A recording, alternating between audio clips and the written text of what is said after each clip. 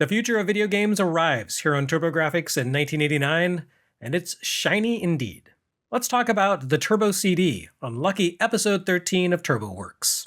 I'm a bad boy for breaking her heart. Long before the big marketing-based gimmicks of the 16-bit era arrived, NEC and Hudson showed Turbo fans the true future of gaming.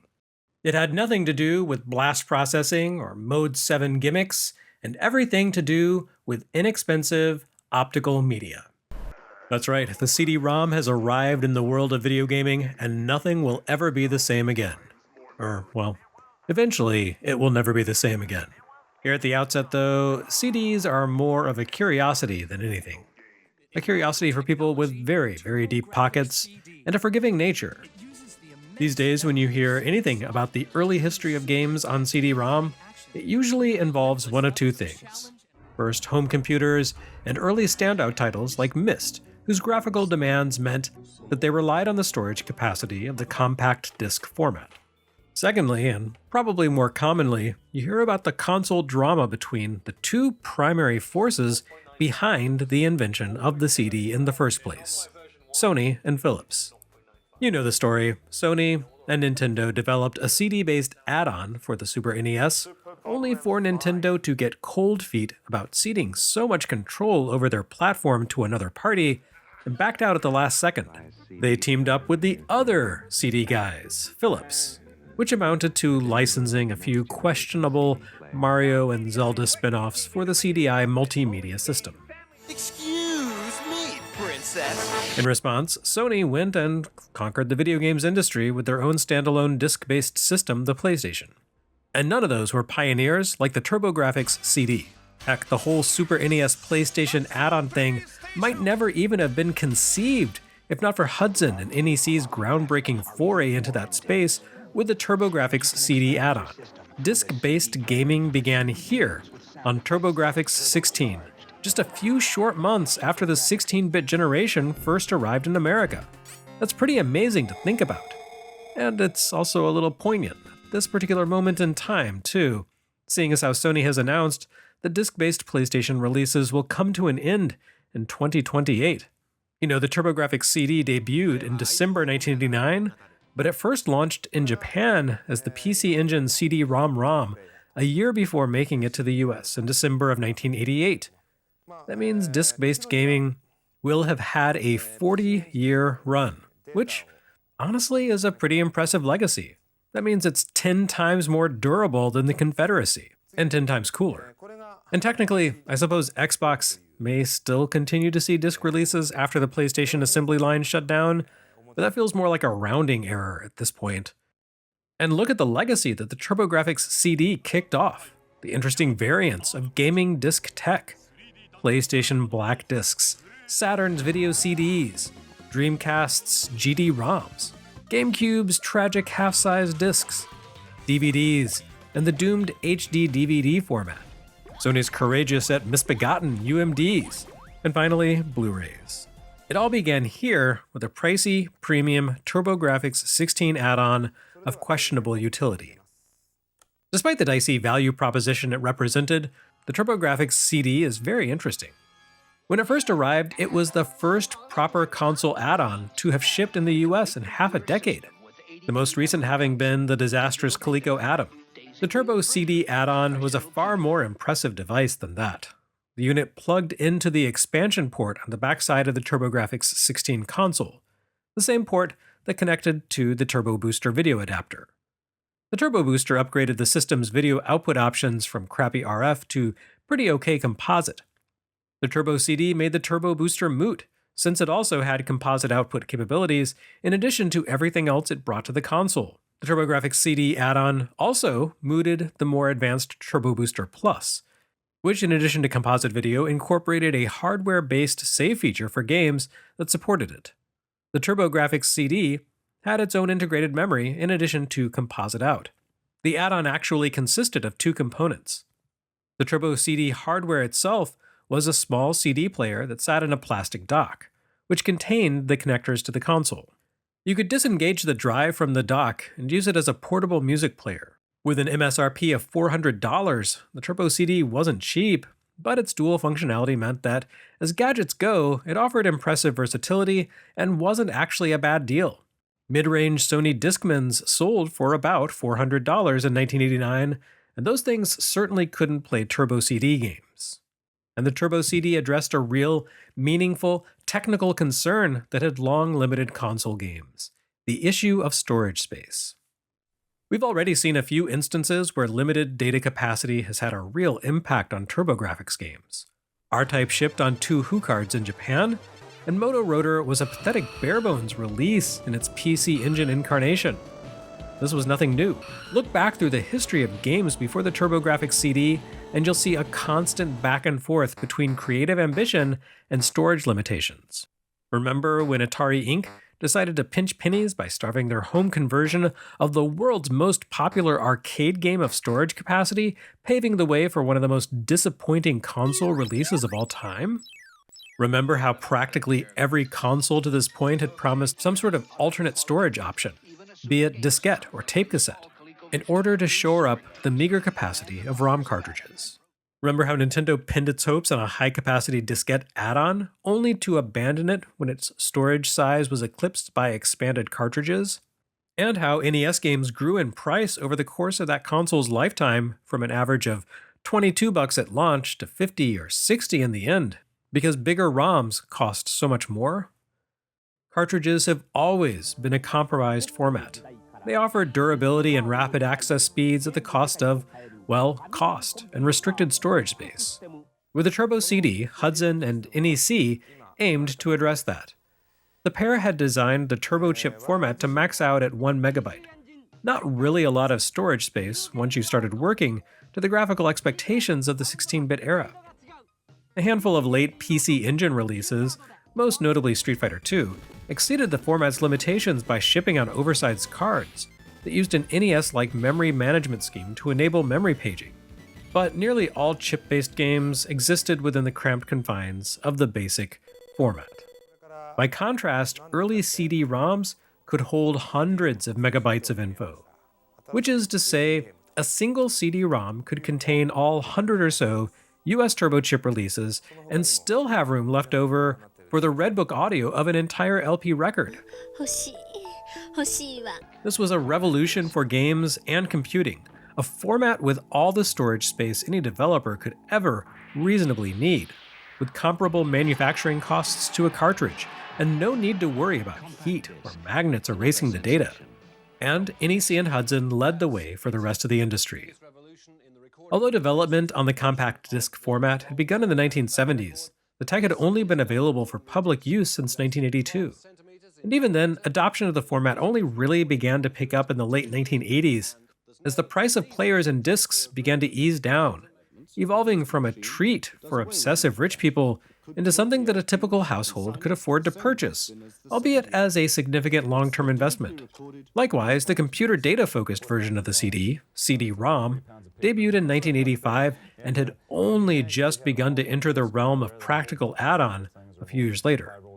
That format wouldn't really see widespread adoption until the early to mid-1990s.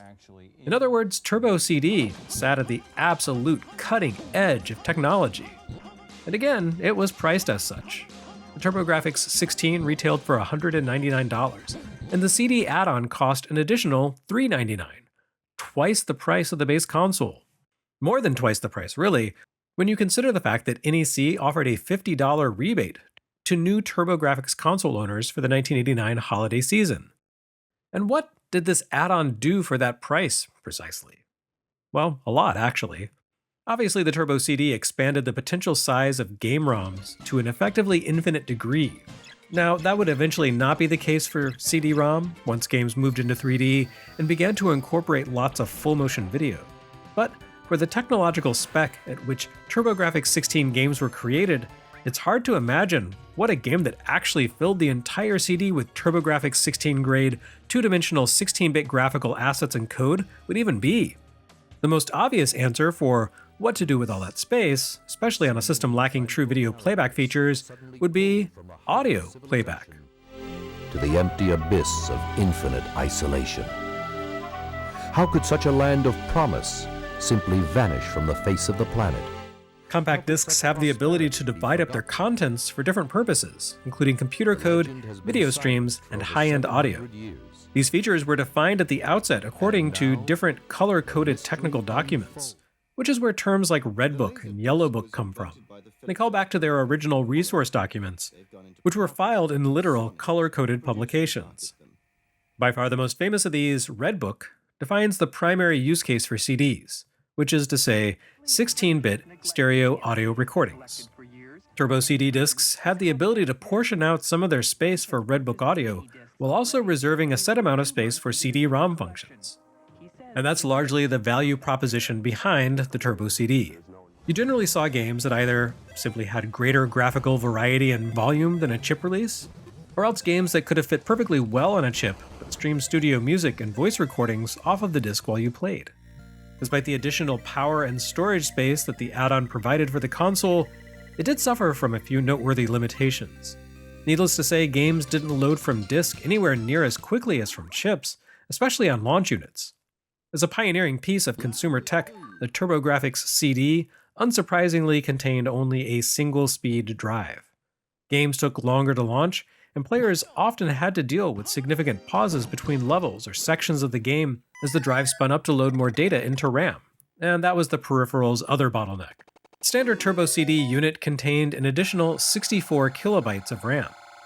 That might sound impressive when you realize that the base console only contained 8 kilobytes, but the Turbo CD primarily used its own RAM for holding data that it pulled off the disk, which allowed the CPU to access that info instantly rather than requiring the drive to seek and read info from the disk every time a new object appeared on screen. When the system's screen said it was loading data, what it meant was that the CD-ROM was dumping information into that pool of high-speed RAM, effectively creating a virtual turbo chip for code pulled from the CD. That's all well and good, but very few Turbo CD games could fit entirely inside of 64K. Many standard TurboGrafx releases made use of the high speed of the cartridge bus to perform advanced memory juggling tricks, like paging quickly through different sections of on-chip data to animate backgrounds or bosses. Those tricks were largely impossible for the CD system. Everything had to be pulled into RAM right up front, meaning you could only play 64K of game at a time. I recommend looking up Nicole Express's excellent breakdown of what this was all about. Don't look at me, I'm not a tech person. Luckily, I guess, if there was anything that NEC and Hudson loved more than anything else in the world, it was releasing new accessories and hardware models for the PC Engine. So, unsurprisingly, in 1991, NEC launched a significant revision to its CD-ROM system, the Super CD-ROM, featuring 4 times the built-in buffer memory as the original TurboGrafx CD. The Super CD-ROM shipped as a standalone accessory in Japan, though not America. But it didn't really need to ship separately here, because the heart of the upgrade wasn't in the hardware, but rather in its system card. The TurboGrafx CD format had made the turbo chip more or less obsolete, but the system's cartridge port still played a crucial role for the CD-ROM tech. The TurboGrafx CD wouldn't actually run without the presence of a system card inserted into the cartridge slot. The system card contained the BIOS for the CD drive. The American accessory shipped with System Card 2.0. So the US didn't get the Super CD-ROM drive, but we did get the corresponding system card. And in October 1992, we received something much better than the Super CD-ROM add-on, the Turbo Duo. An all-in-one console, the Turbo Duo combined the base console with the CD-ROM drive in a single, fairly compact package.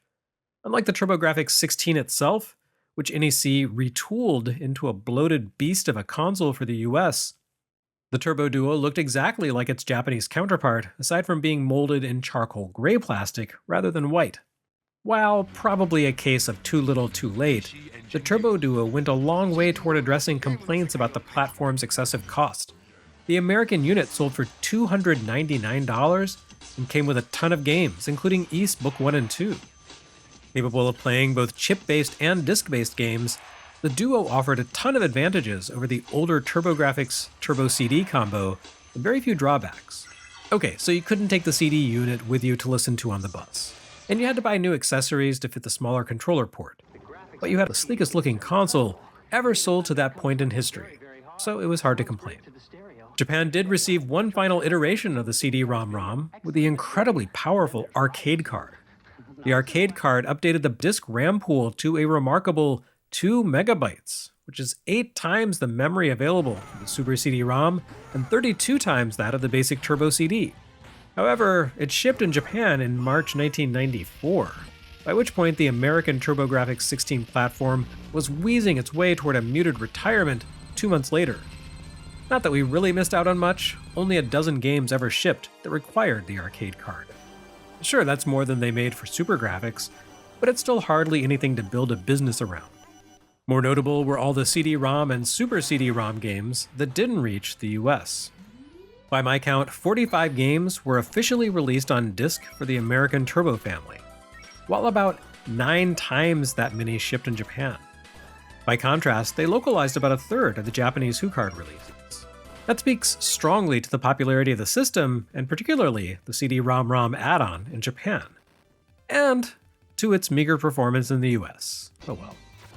NEC ultimately sold nearly 2 million CD-ROM units, or duos, in Japan, making it the second most successful console expansion of all time after the Famicom Disk System.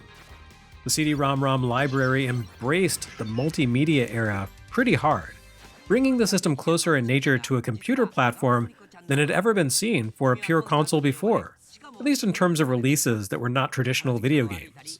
Also, in terms of borderline softcore material. Used game shops in Japan usually have racks and racks of PC Engine software for sale, and a majority of that material is disc-based media. And much of that is material that feels highly specific to the Japanese market, either in terms of language, culture, or titillation. But what is the legacy of the TurboGrafx CD specifically? Here in America, I mean. Well, anecdotally, I get the impression that most people who became TurboGrafx fans back in the day got into the system by way of the Duo. But that's still a small cohort of people compared to Nintendo and Sega fans, as the viewership numbers on TurboWorks episodes and awesome games versus NES Works episodes on utter garbage will attest. As with so many things Turbo-related, the devastatingly huge cost of the system kept it out of the hands of most kids before the Duo came along. And it's not as though the games were sold at fire sale pricing. By the time PlayStation and N64 rolled around, the cost of manufacturing optical discs had plunged to the point that Sony could leverage the difference to their advantage.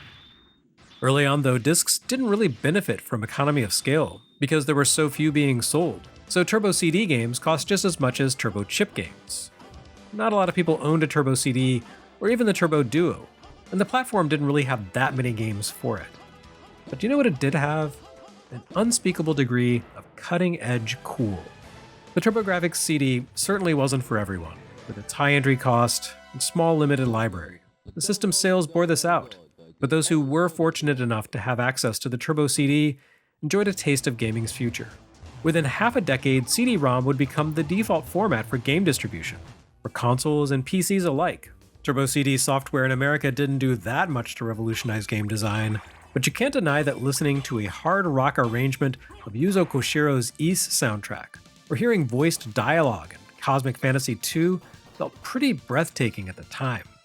And the CD, as an object, in and of itself, had an almost totemic sense of wonder about it in those early days. A tiny, iridescent device containing an hour of pristine music, dozens of hours of video, or both. Tech has come so far since 1989 that it's easy to take things like Redbook audio and the compact disc format for granted, and certainly can be difficult to understand why such dated, primitive concepts and inventions felt so stunningly advanced at the time.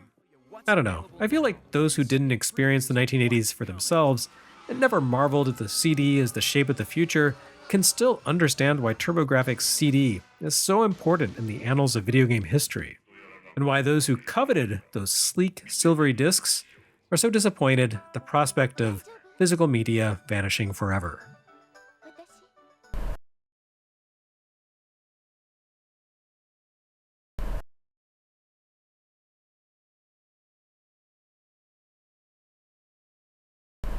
Next time on TurboWorks, a look at the software side of this hardware-driven foray into the future.